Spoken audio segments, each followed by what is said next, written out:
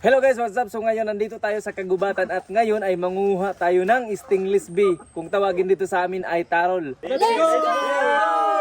Okay guys, so ngayon magsisimula na tayo. So wala tayong dalang pagkain at mga tubig. Ang dala lang natin ay utak lang at galong-galong. ay ito na! Tarol na saan? So guys, naghahanap na tayo ng tarol. Ngayon kukunin na natin. Nandito lang siya sa puno ng niyog. Ayan, so dito sila pumapasok. So dito sa baba kung napapansin niyo itong itim na to is nasa ilalim na yung pugad ng stingless bee. Since matagal na tayo hindi nakapag-hunt ng stingless bee, so ngayon, ayan, nagsimulan na sila para kunin yung honey ng stingless bee. Okay? So matagal na tayo hindi nakatikim ulit ng stingless bee honey. Let's go! So yung stingless bee guys, hindi siya nangangagat, pero yung ginagawa niya, pag dinidistract sila ng mga tao is dumadapo sila sa mga buhok. So ganun yung ginagawa ng stingless bee. So guys, palpak, hindi natin makukuha ang honey ng stingless bee dito. Masikip yung lungag, kaya maghanap tayo ng iba. Let's go! So guys, meron daw dito sa kabila. Ayan. Oh no. Taas! May nakita sila dito pugad ng stingless bee kaso nasa taas ng niyog, ayun no. Try natin, maggawa tayo dito ng parang hagdan para pag-akyatan nila. Ay, stingless bee ah. Pangalawang pugad na dito ang nakita natin. Di kaya guys, so ngayon maghanap tayo ng iba. Kasi hindi natin Aroy! Guys, pangatlo na to. Pero mas mataas, guys. Mas masikip din yung bangag. Huh? Nagutom na kami sa paghahanap ng stingless bee. Wala kami nahanap. Meron nga kaming nahanap pero hindi natin makuha yung honey. Kaya ito, kumain na lang kami ng lansones. Bismillah. Alam mo nga. Sarap. Hindi kami nakakuha ng honey ng stingless bee kaya nakahanap kami ng langka. Ito na, kumain na lahat. Halo. Guys, ito na. Meron dito guys, parang matagal na oh.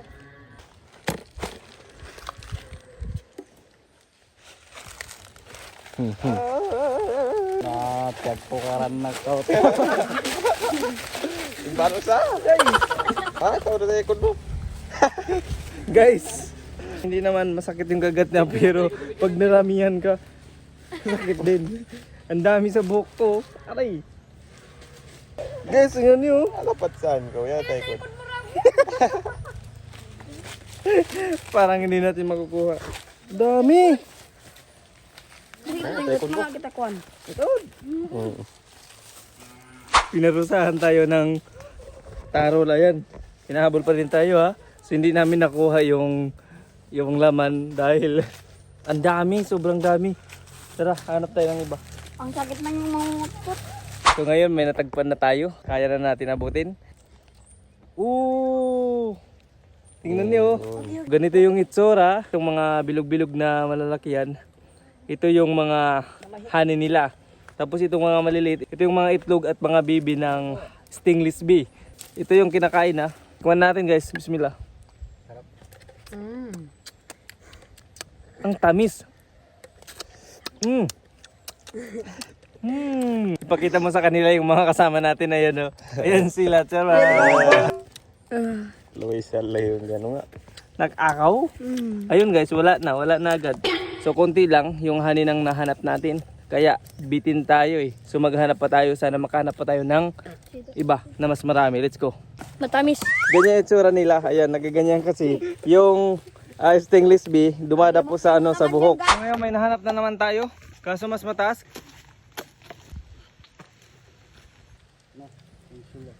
Sana mas marami na kaysa kanina. Guys, tara! So ito na yung nakuha natin. Inakyat pa niya dun sa taas ng puno ng niyog. Itong mga puting-puti, itong mga maliliit, ito yung mga itlog. So yung honey nasa loob ng itong mga bilog. Guys, so tingnan niyo. Ang sarap. Ang tamis. Sarap. So ganito lang kinakain ah. Tingnan nyo. Oh,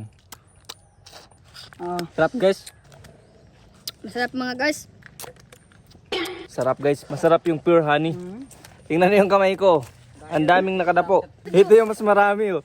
Guys, tingnan niyo oh. Oh. Yango ka. May isa pang natira. Pero dahil nagutom kami sa paghahanap ng stingless bee at natagpuan namin itong tamis, kaya tamis na lang kakainin namin. Sarap. Ang kasi masarap. Maraw guys ang kwan. Masarap. Guys, ang daming bunga oh. Ito yung tinatawag tamis dito sa amin. Ang kamis. Guys, ang sarap.